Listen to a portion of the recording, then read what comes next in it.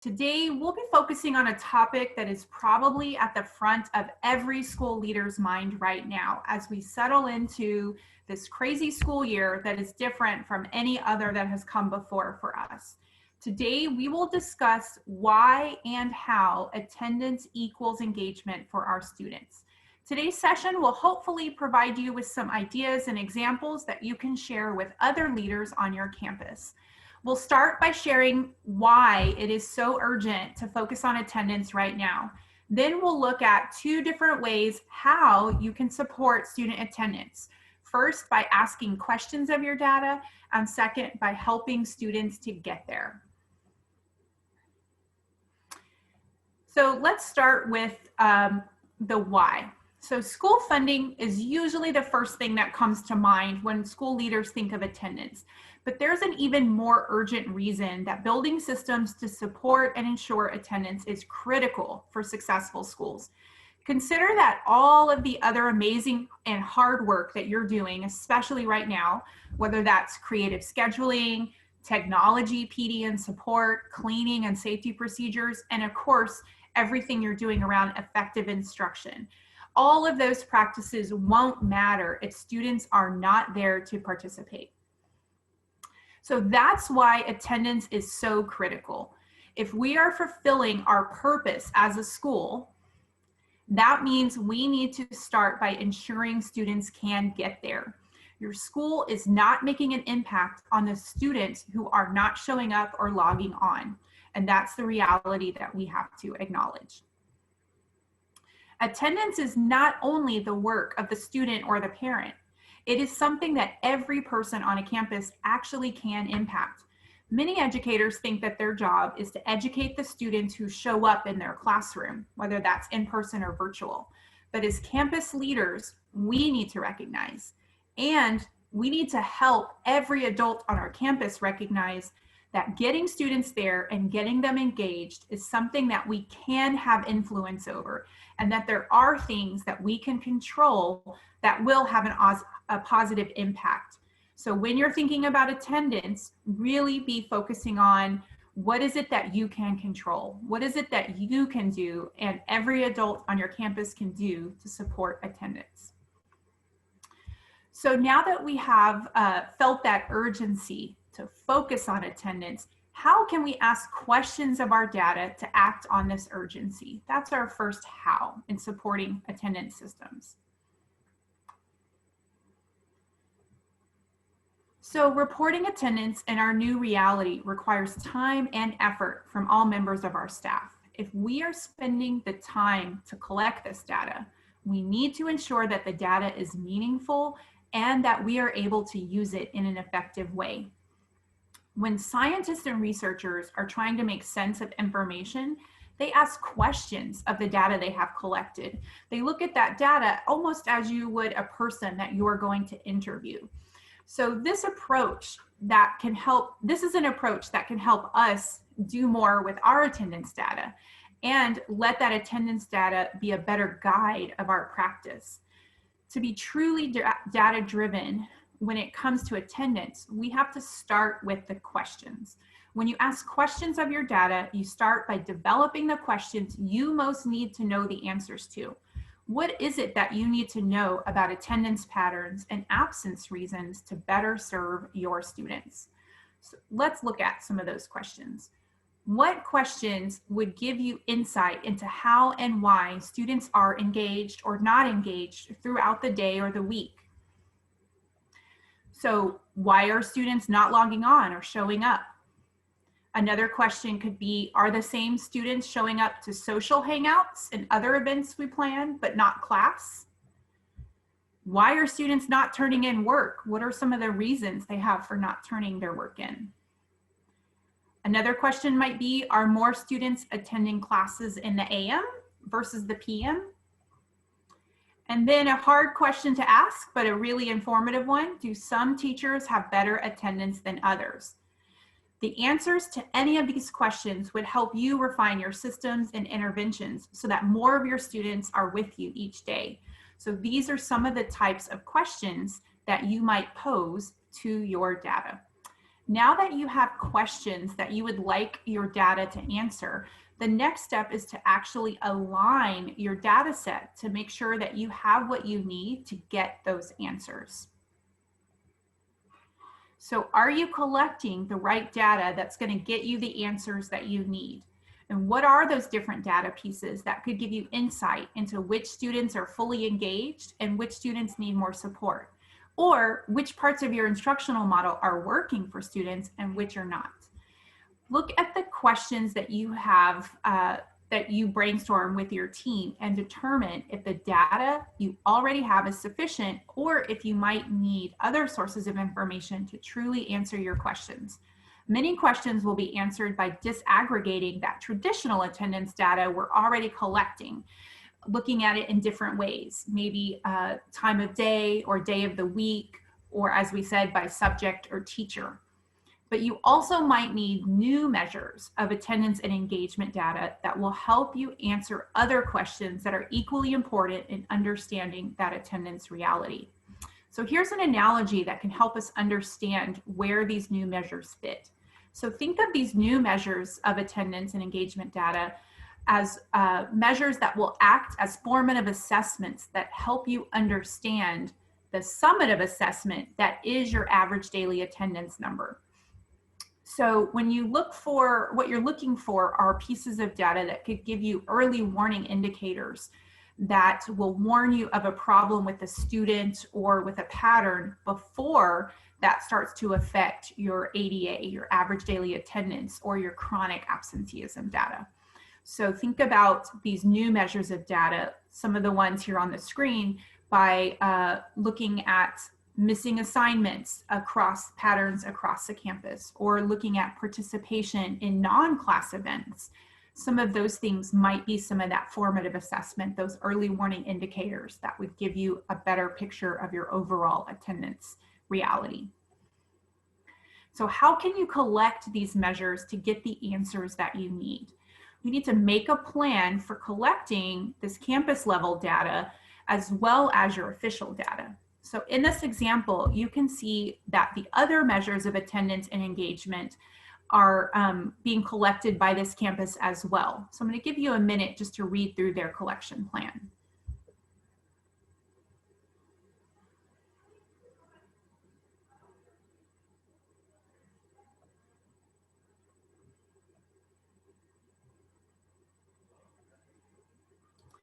So with this data, this campus will be able to answer questions like, are some students attending social events but not class? Because they have those activity rosters to look at.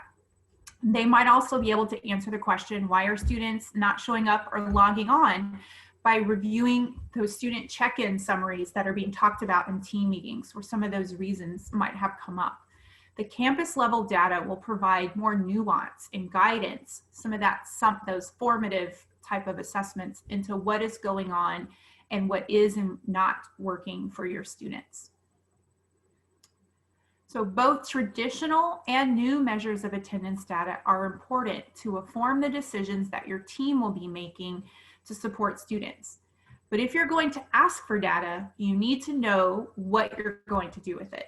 So collecting data is really hard work. It's hard work for teachers, it's hard work for your office staff, and it's hard work for your admin team. So if you're going to put in that hard work, you need to honor that work by using the data in meaningful ways. So let's look at some examples about how you can act on the answers to change your practice. Here's an example of how one school was able to change their practice by acting on the questions they posed and the data that they collected. They updated their attendance systems and intervention plans to include a tiered menu of student support. So each tier is designed to counter obstacles and patterns that were found by asking questions of both a traditional attendance data, as well as by collecting those summaries of parent phone calls and student check-ins and social events. So all of the issues that they've heard brought up, or the very common sort of trend line issues that they've heard brought up, went into the different things that they planned in their tiered support menu. So I'll give you just a moment to look over what those supports are.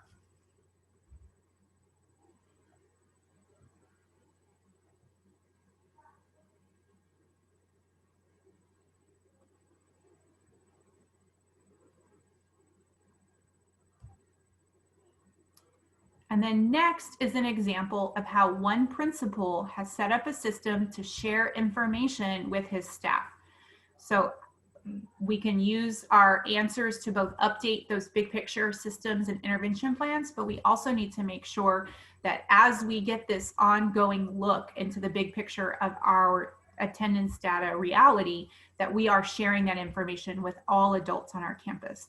Because remember what we said, every adult on your campus has the influence and the control over some aspects of student attendance.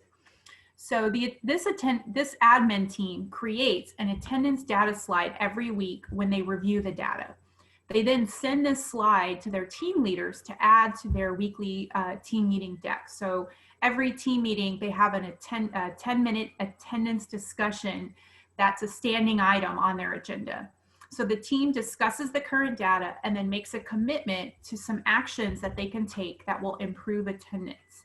Those actions that they committed to are then recorded in their team log so that administrators will know what's being tried, and they can add these actions to their individualized attendance plans and their documentation if that's needed for students that are at the tier 2 or tier 3 level. Another example is this campus. So when they asked questions of their data, this campus found that attendance dropped sharply during afternoon classes. They decided to hold a PM attendance challenge for the month of October. So for this month, the grade with the highest attendance in the afternoon will get to attend a virtual video premiere party that's hosted by the admin team. So this is putting yourself out there a little bit if you're an administrator, but the winning grade will actually get to vote on the hairstyle that Ms. Roberts, their principal, will wear in the video, and they get to vote on the TikTok dance that the admin team will practice and perform. The virtual premiere party will be held in that first Friday in November, so they get that, immediate positive support after doing the hard work in October, and it'll be the last 30 minutes of the day. During this party, of course, they'll watch the video, but they've also planned to have some breakout rooms that are each led by an administrator. So there's an adult in the room so that students can, share their reactions to the video, maybe tease the administrator a little bit, but also play a game and socialize as well. So a great reward for a challenge that was in response to some of the questions they were asking of their data. So now I am going to turn it over to Terry to talk about our next how. Thanks, Amy. The title we chose for today's collaborative session is Attendance Equals Engagement. So Amy has just shared some game-changing ways to think about engagement as it relates to attendance, not the least of which is looking at our role in helping students get there. I'm going to share some specific strategies to help them get there, but just remember that when anyone goes anywhere, the same truth applies. Within moments of arriving somewhere, we know if it's somewhere we want to be, right? This is something we have to think about well in advance, because as soon as your families and students walk through the front door or interact virtually, they know it's somewhere that they want to be or not. So plan to make your school and your classrooms a place that students want to be. How do we do that? One way is to make sure that they're part of the conversation. Are students aware of how attendance works and the impact on others if they're not there, virtual or in person? Do they know if they're missed? This goes a long way in a student's awareness. Do they know they can recover from an absence? Or does being absent from school make them fearful of return? Our approach and our practice can really help mitigate that fear. Do students feel empowered to participate in the process? This is especially true of intermediate or secondary students who can be engaged in conversations about self-management of behaviors and goal setting around attendance. Here's an example of how the attendance process could work at a school and engage communication with students. I'll let you scan that for just a second.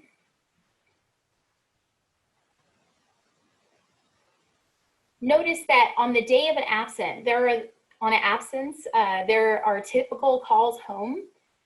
There's a unique element here, though, in that the teachers email a recovery plan email to all students who are absent that day, acknowledging the absence, inviting them back, and showing them a way to recover so they know exactly what their next steps would be. Another unique practice in this school that could happen is that attendance is part of student conferences. So it's something that you talk about with students all the time. It can be part of an agenda used for student conferences. School community engagement means that the students want to be there. If at school they feel safe, if it's a place they feel included, if it's a place they feel they can be successful and like they'll have fun. How can a school make sure this is the case? These may seem like things we take for granted, but they're powerful. First, think about habits of connection. If students show up and they exchange a shared hand signal, or they're wearing the same t-shirt as someone else, they immediately connect and feel a sense of belonging.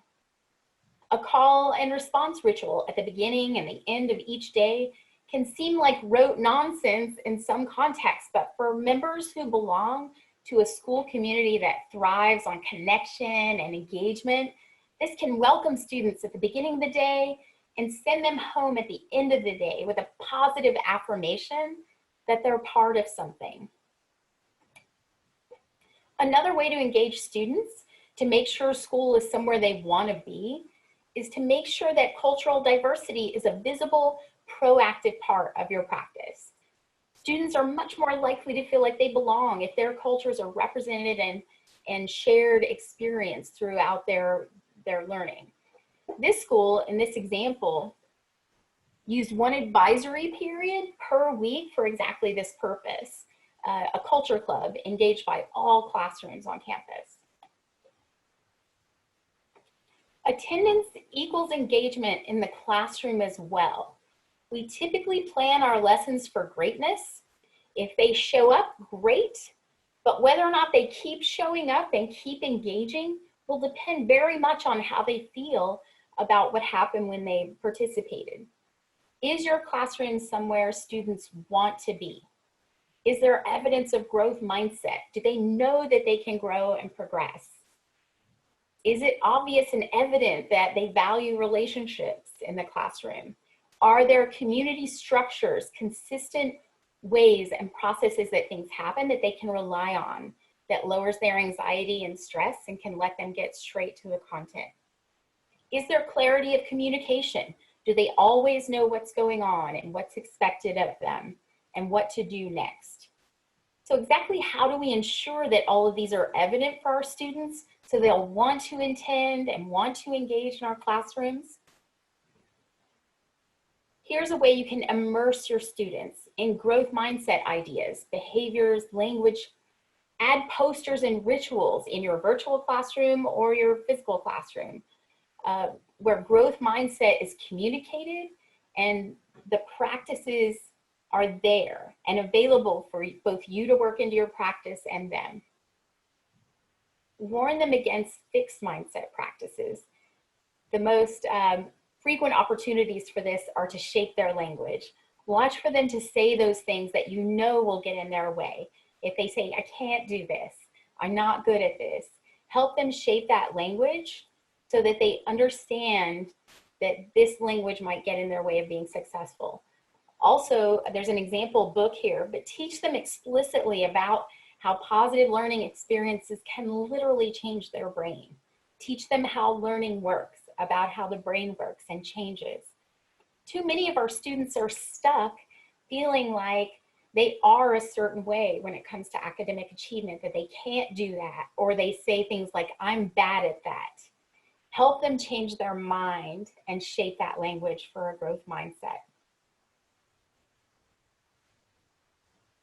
These are some examples of classroom community structures and also clear communication of goals and processes. I'll give you a moment to just scan them.